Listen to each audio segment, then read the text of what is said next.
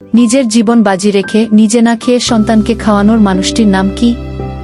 অবশ্যই বলবেন, তিনি মা। মা জীবনের সবচেয়ে বড় আশ্রয়।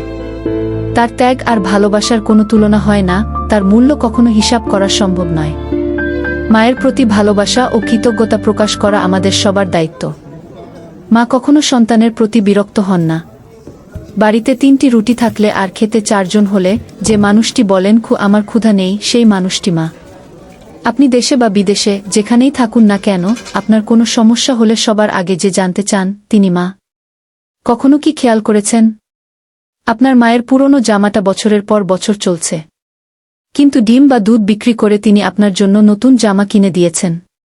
বড়লোকেরা হয়তো এই অনুভূতি বুঝবেন না, তাই পৃথিবীর বেশিরভাগ বৃদ্ধাশ্রমে তাদের মা বাবারাই বেশি।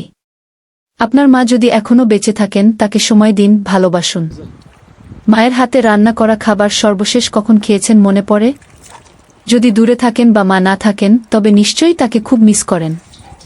যাদের মা জীবিত আছেন তাদের মূল্যায়ন করুন। হারিয়ে গেলে কোনো মূল্য দিয়েও আর ফিরে পাবেন না। আপনার মা এখনো বেঁচে আছেন কি? কমেন্টে জানাবেন।